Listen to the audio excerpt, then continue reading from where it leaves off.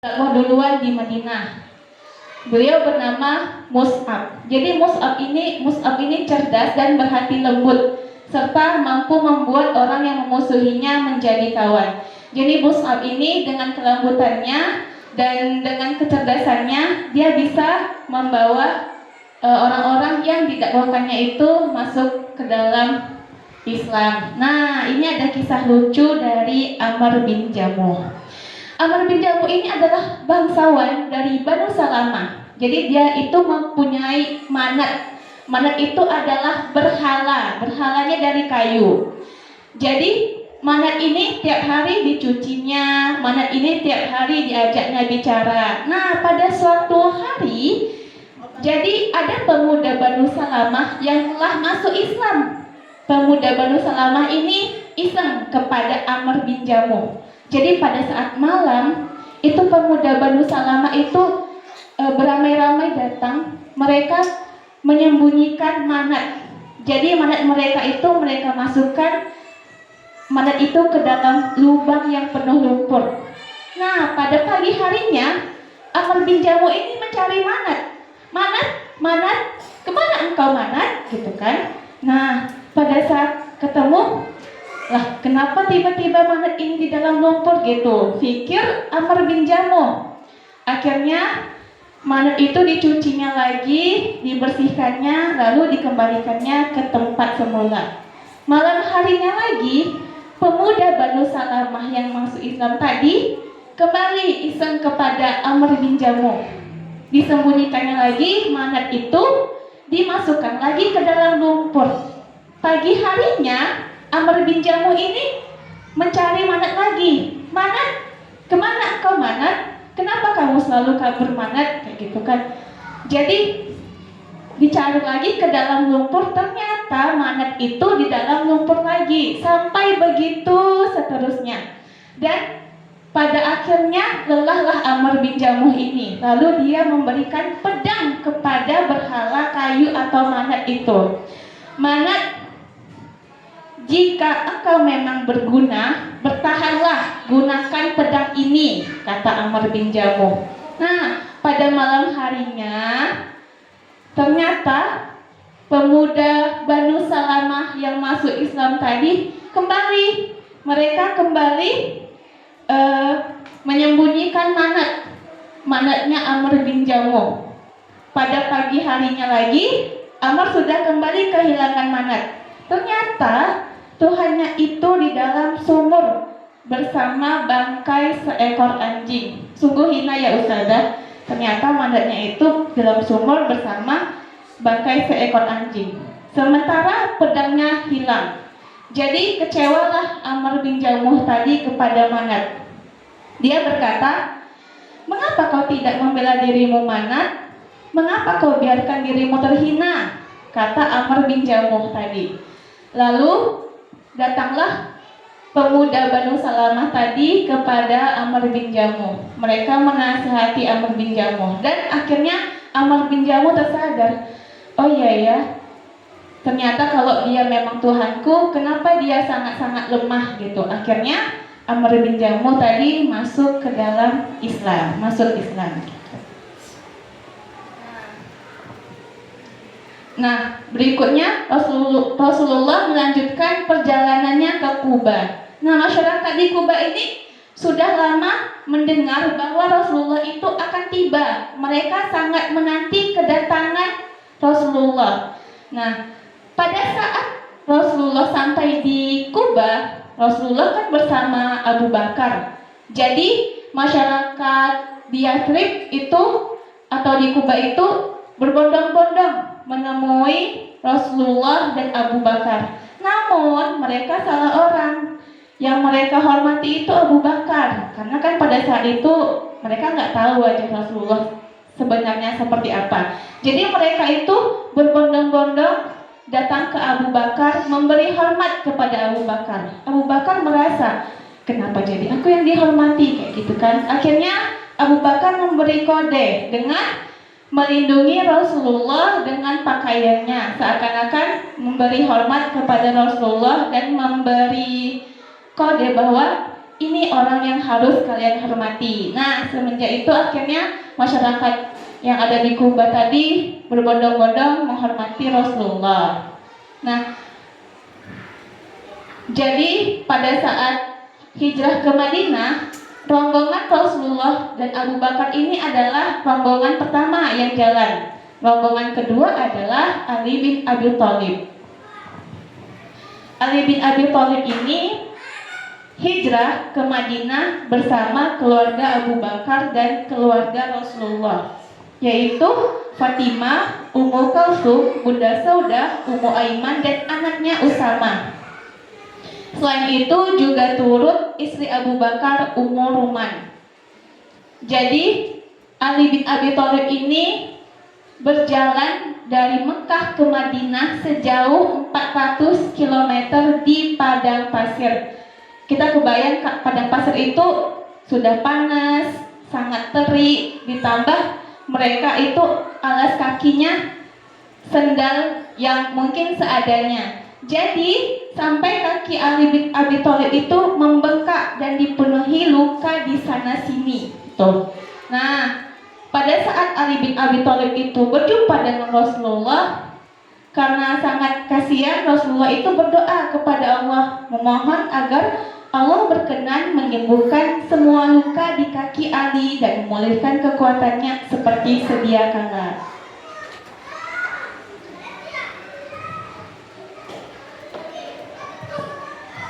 Nah, sampai di Kuba, tadi kan Rasulullah sudah sampai di Kuba dan sangat dinanti-nanti oleh masyarakat Kuba. Akhirnya Rasulullah mendirikan masjid pertama, yaitu Masjid Kuba. Jadi pada saat selama 10 hari itu Rasulullah juga membeli tanah dan membangun masjid pertama dalam sejarah Islam, yaitu di Kuba. Rasulullah adalah orang pertama yang meletakkan batu untuk mendirikan Masjid Kuba. Setelah dari Kuba, Rasulullah melanjutkan perjalanan pada Jumat pagi diiringi muhajirin dan ansor. Nah, pada saat karena hari itu hari Jumat bertepatan dengan sholat Jumat juga, jadi Rasulullah berhenti di Wadi Ranuna dan mendirikan sholat Jumat pertama di sana. Pada saat ini kiblat kita di mana? Di mana? Kiblat kita di ya, di Masjidil Aqsa. Pada saat ini kiblatnya di Masjidil Aqsa.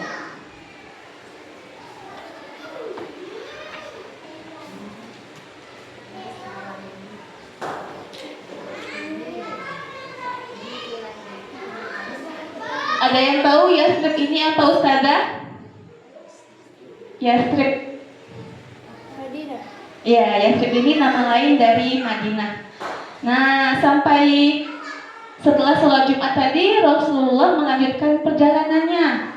Lalu beliau berhenti di Yathrib.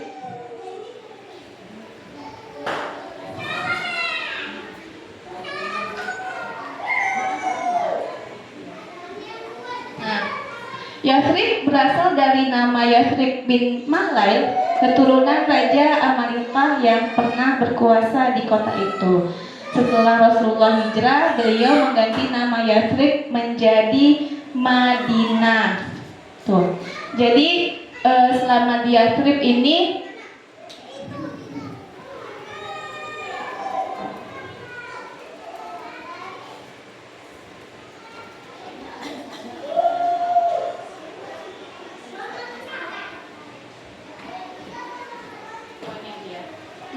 jadi selama di Yathrib ini, masyarakat ini berlomba-lomba untuk menjadi tuan rumah Nabi Muhammad SAW.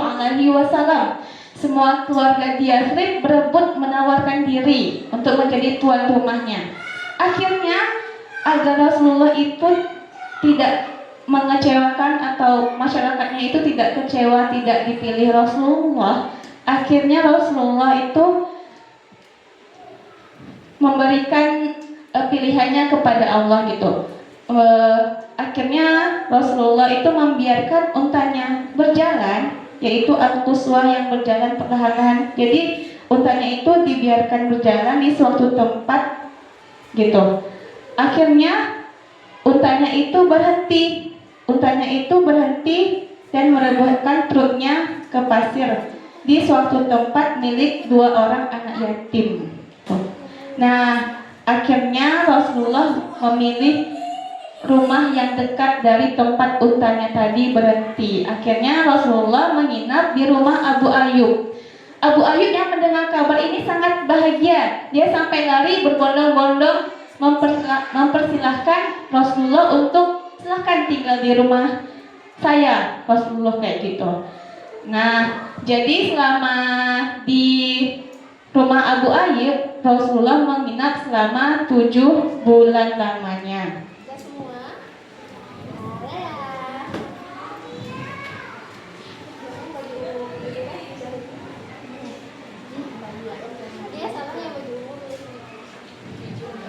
Nah, selama 7 bulan ini Rasulullah juga mendirikan masjid. Jadi Rasulullah membeli kebun untuk mendirikan masjid.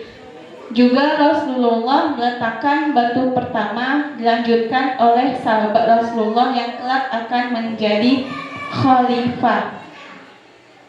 Khalifah ada berapa, Ustazah? 4. Siapa saja khalifah? Abu Bakar, Umar bin Khattab, Utsman bin Affan, Ali bin Abi Thalib. Ali bin Abi Thalib siapanya Rasulullah? Sepupunya Rasulullah. Tapi beliau sama Ali bin Abi Thalib umurnya sangat jauh. Nah, jadi orang Rasulullah ini udah ada firasat bahwa orang-orang yang mendirikan masjid ini kelak mereka akan menjadi khalifah. Nah, pada saat itu kiblatnya menghadap ke Baitul Maqdis. Baitul Maqdis itu yang kita kenal dengan Palestina. Baitul Maqdis itu apa? Baitul Maqdis itu apa? Ada yang tahu Baitul Maqdis? Baitul Maqdis itu apa? Iya, Masjidil Aqsa. Baitul Maqdis itu bukan masjid ya Ustazah, itu adalah kompleks. Jadi dia satu daerah namanya Baitul Maqdis. Tapi di sana ada masjid, yaitu Masjidil Aqsa. Tempat apa? Maryam ya.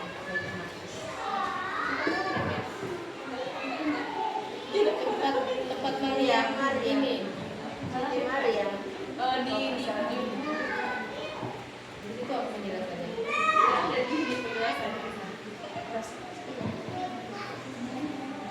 Oke, lanjut ya Ustazah. Nah, ini dia perubahan nama dari Yathrib menjadi Madinah. Jadi awalnya itu nama Yathrib itu adalah Yathrib bin Mahlail, keturunan Raja Amerika yang pernah berkuasa di kota itu. Setelah itu Rasulullah hijrah lalu mengganti namanya menjadi Madinah. Nah, selama di Madinah Rasulullah itu senang mempersaudarakan kayak kita waktu upah gitu kan, kita selalu ditanya antum nanti tahu kabar ini ya, antum nanti tahu kabar ini ya. Seperti itu juga Rasulullah. Nah, jadi Rasulullah itu mempersaudarakan seorang muhajirin dengan seorang ansor. Muhajirin ini orang mana Ustazah? Muhajirin ya. Tanyanya. Ayo, muhajirin orang mana? Muhajirin dari nama muhajirin ya kayaknya hijrah. Jadi dia orang-orang yang ikut Rasulullah hijrah dari Mekah ke Madinah. Sementara Ansor adalah orang asli Madinah. Jadi dia mempersaudarakan orang muhajirin dengan orang Ansor gitu. Nah, selama di Madinah agar orang-orang muhajirin ini dapat hidup dengan baik, jadi mereka itu latihan atau belajar berdagang. Jadi berdagang adalah salah satu pekerjaan yang banyak dikuasai kaum muhajirin pada saat di Mekah tadi. Salah satunya Abdurrahman bin Auf. Dan kaum muhajirin yang lain seperti Abu Bakar, Umar, dan Ali bin Abi Thalib memilih pekerjaan sebagai petani dengan menggarap tanah milik orang Ansor. Jadi mereka nanti dapat upah dari menggarap tanah milik orang Ansor. Tuh. Nah, selanjutnya ternyata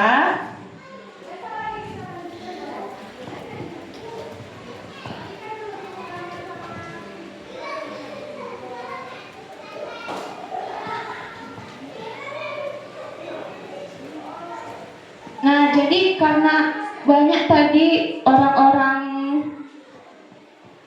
muhajirin yang udah sukses gitu ya, yang hidupnya tenang, ini membuat kaum Yahudi ini dengki.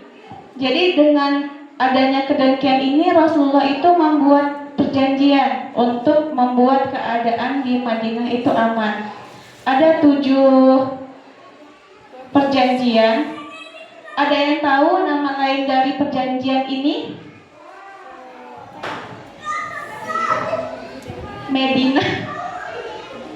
Medina Carter ya kalau nggak salah, atau perjanjian Piagam Madinah. Ada 7 gitu. Piagam Madinah ini ada 7, yaitu yang pertama, janganlah kaum Yahudi dan Muslimin saling mendengki. Yang kedua, janganlah kaum Yahudi dan Muslimin saling membenci. Yang ketiga, hendaklah kaum Yahudi dan Muslimin hidup bersama sebagai satu bangsa. Yang keempat, hendaklah kaum Yahudi dan Muslimin mengerjakan ajarannya masing-masing dan tidak saling mengganggu. Yang kelima, jika kaum Yahudi diserang musuh dari luar, Muslimin wajib membantunya. Dan sebaliknya, jika kaum Muslimin yang diserang, Yahudi wajib datang membantu. Yang ketujuh, jika kota Madinah diserang dari luar, kaum Yahudi dan Muslimin harus mempertahankannya bersama. Nah, inilah perjanjian antara kaum Muslimin dan kaum Yahudi. Benar, perjanjian Madinah. Iya, perjanjian Madinah, Ustazah. Nah, tapi kita lihat ya Ustazah, dari 7 perjanjian tadi, siapakah yang berkhianat gitu ya? Nah, dan faktanya itu terjadi sekarang bahwa kaum Yahudi banyak mengkhianati perjanjian pada masa lampau. Nah, pada saat di Madinah, Rasulullah ini menikah dengan Bunda Aisyah. Kan pada saat di Mekah itu Rasulullah itu menikah bersama Khadijah.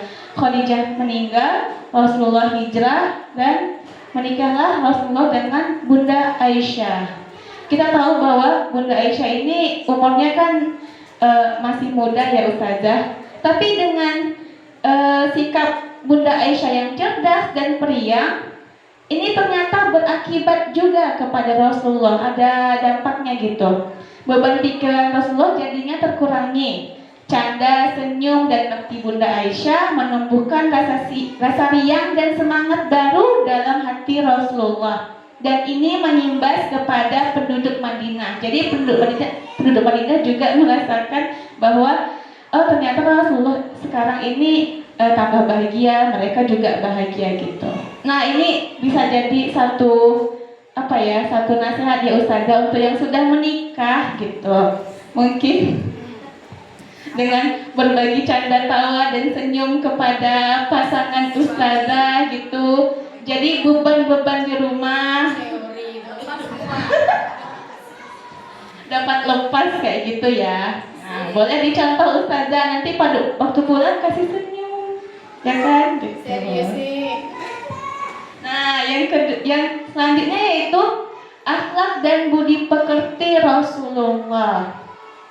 Rasulullah menjadikan dirinya teladan tertinggi bagi setiap muslim. Beliau bersabda, jangan memujaku seperti orang-orang Nasrani memuja anak Maryam. Aku adalah hamba Allah, sebut saja aku hamba Allah dan utusannya. Ini seperti syahadat yang kita bacakan ya Ustazah. Nah, keseharian Rasulullah itu akhlak dan budi pekertinya itu dapat tercermin dari rasa sayang Rasulullah. Rasulullah adalah orang yang paling penyayang. Beliau duduk dan makan bersama dengan para pembantu, mengurus keperluan orang yang lemah, membiarkan cucunya bermain dengannya ketika beliau sholat.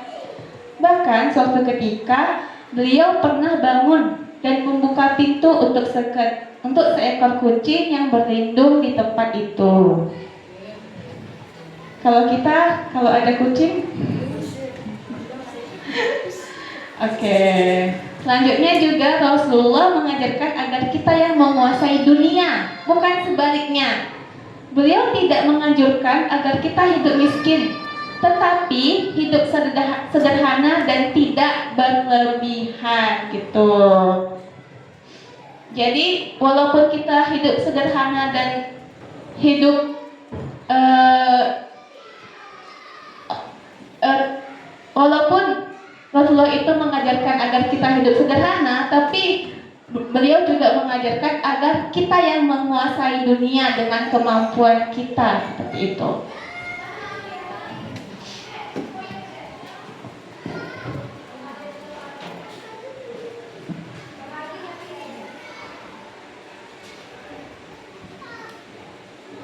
Nah, selama di Madinah, Rasulullah juga mewajibkan dirinya sendiri bekerja agar bisa makan.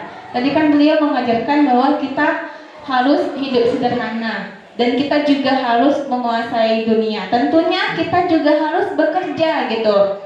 Nah, beliau itu belajar bertani padahal umurnya sudah di atas 53 tahun. Masya Allah. Walaupun umurnya 53 tahun, tapi beliau mau belajar bertani agar bisa makan, bekerja keras. Jadi ini pelajaran buat kita ya Ustazah. Umur berapapun kita, kalau sudah niat itu untuk yang namanya belajar tidak terpaut atau tidak terbatas oleh usia. Begitupun juga saat kita bekerja mencari nafkah, asalkan itu halal. Rasulullah juga menganjurkan agar kaum pria meringankan beban pekerjaan kaum wanita dengan tadi bekerja bertani kayak gitu. Nah, karena tadi melihat orang-orang muhajirin ini hidupnya sukses, orang Yahudi ini jadi khawatir. Mereka khawatir bahwa nanti Madinah ini malah akan dikuasai oleh orang-orang muhajirin.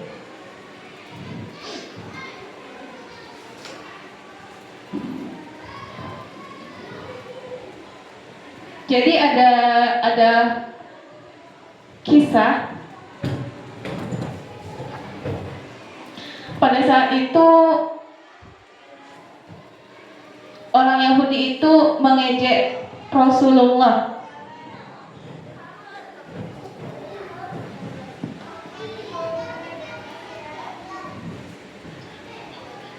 Orang Yahudi ini tidak percaya dengan Rasulullah dan akhirnya Rasulullah berkata, "Hai kaum Yahudi, hendaklah kamu sekalian takut kepada Allah. Demi Allah, sesungguhnya beliau adalah utusan Allah. Kamu dulu pernah menyebut-nyebut nama beliau kepada kami, dan kamu dulu pernah juga menerangkan sifat-sifat beliau ini kepada kami. Tetapi, mengapa sekarang engkau ingkar?" Saat itu, seorang Yahudi bernama Wahab bin Yahud menyahut, "Kamu sekali-kali belum pernah berkata begitu kepada kamu. Kami sekali-sekali belum pernah berkata begitu kepada kamu.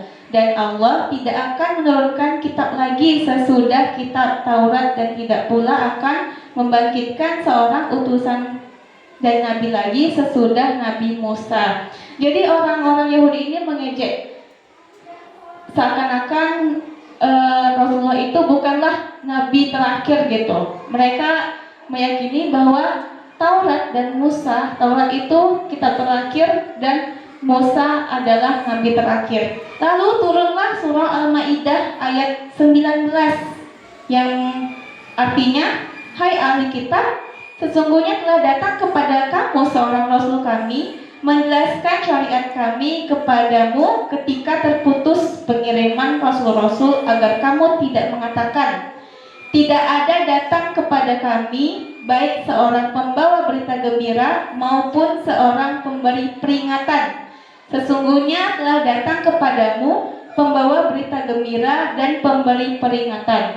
Allah Maha Kuasa atas segala sesuatu. Jadi ejekan orang Yahudi ini langsung dibalas oleh Allah ya Ustazah melalui surat Al-Maidah. Nah, perilaku Yahudi selanjutnya adalah menghasut kaum Ansor. Pada saat itu ada seorang pemuda Yahudi yang berkawan karib dengan para pemuda Ansor. Dengan halus dan licik, pemuda Yahudi itu menyinggung-nyinggung kembali perang Buat yang dahsyat, di mana saat itu pihak Aus dapat mengalahkan Khazraj. Jadi diungkit-ungkit lagi perang yang sudah terjadi dulu. Ternyata hal itu memang membangkitkan ingatan masa lampau yang pahit. Para pemuda Ansor dari Aus dan Khazraj lalu bersih tegang, saling membanggakan diri dan hanyut dalam pertengkaran. Lalu dengan cepat peristiwa itu sampai ke telinga Rasulullah. Segera saja beliau pergi menemui kedua kelompok itu bersama beberapa orang sahabat. Padahal tadi mereka sudah dipersaudarakan antara kaum Ansor dan kaum Muhajirin ini gitu.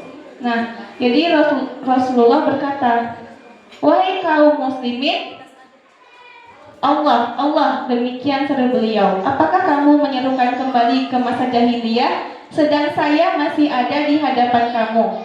Setelah Allah memberi petunjuk Islam kepadamu dan setelah Allah memuliakan kamu dengan agama ini." Jadi Rasulullah mengingatkan bahwa Islam telah mempersatukan dan membuat mereka benar-benar bersaudara, membuat semua saling mencintai, lalu luruhlah segala kemarahan.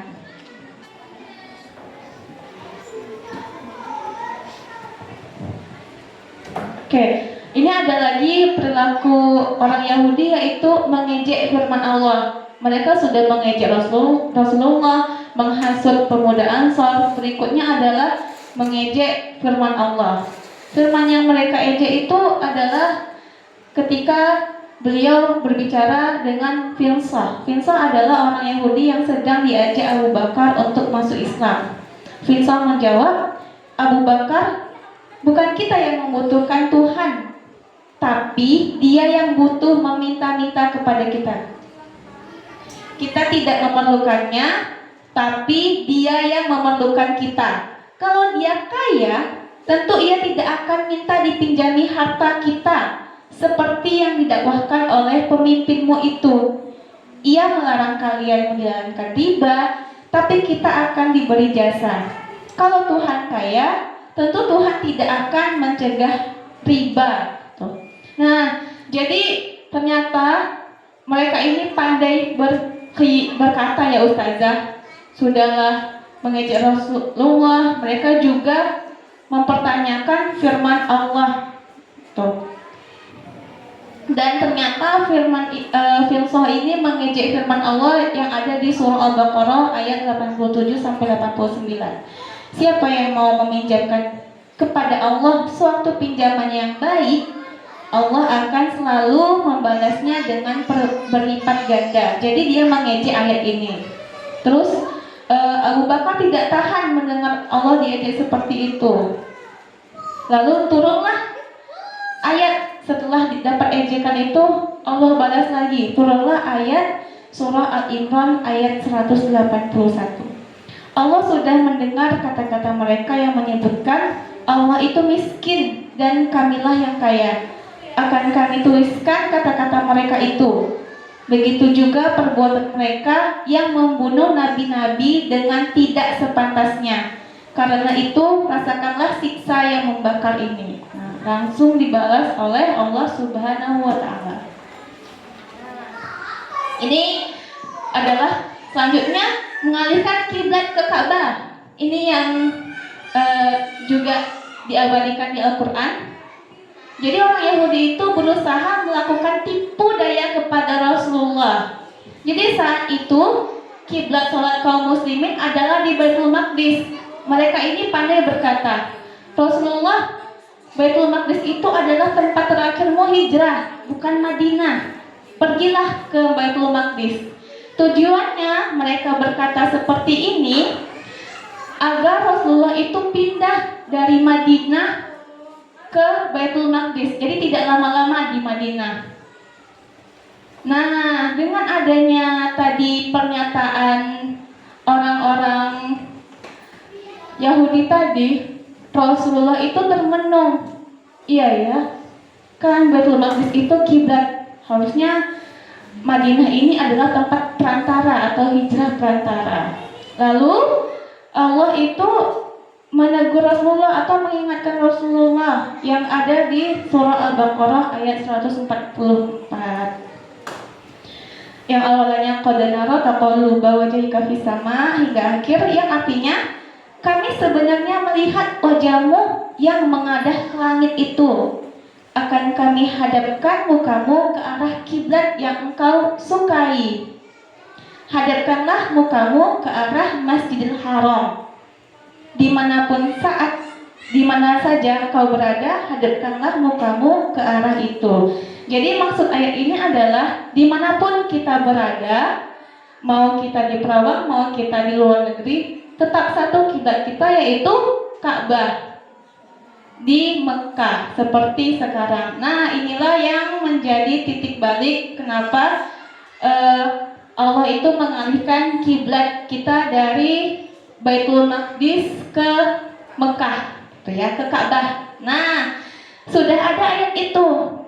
Yahudi ini masih juga lagi melakukan tipu daya dengan mengatakan, kami akan menjadi pengikutmu Muhammad apabila kamu bersedia kembali mengubah kiblat ke arah Baitul Maqdis.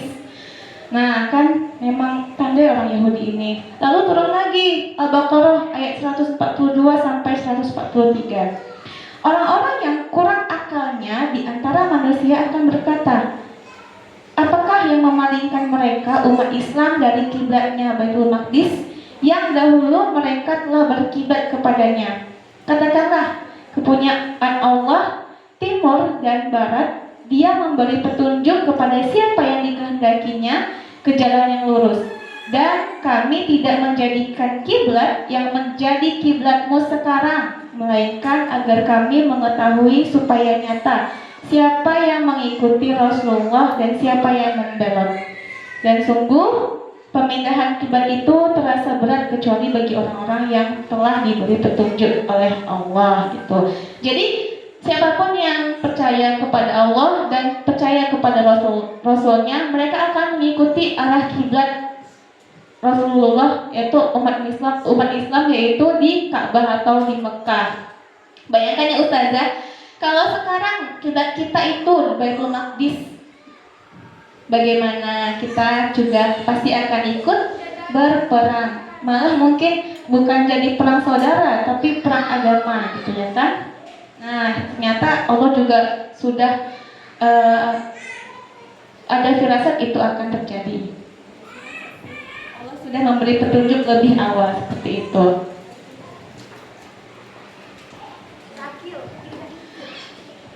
Setelah lama di Madinah, tentu orang-orang muhajirin itu merindukan Mekah. Kayak kita yang pindah tempat jauh, pasti kita juga merindukan tempat kelahiran kita. Nah, Rasulullah juga begitu, orang-orang muhajirin juga begitu. Mekah bukan sekedar tempat lahir, melainkan juga tempat atau kota yang luar biasa. Di Mekah terdapat Ka'bah. Selain itu juga masih tertinggal keluarga yang mereka cintai. Kita tahu bahwa Rasulullah juga sangat mencintai Khadijah. Khadijah juga dimakamkan di Mekah.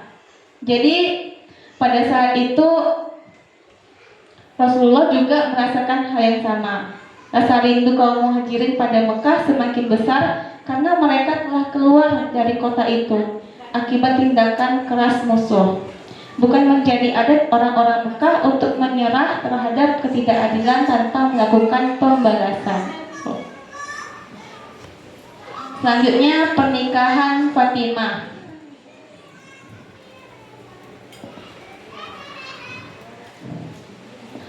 bin Khattab datang menemui Rasulullah untuk melamar Fatimah, putri beliau. Namun Rasulullah menolaknya. Jadi banyak pemuda Ansor dan Muhajirin yang telah datang melamar Fatimah.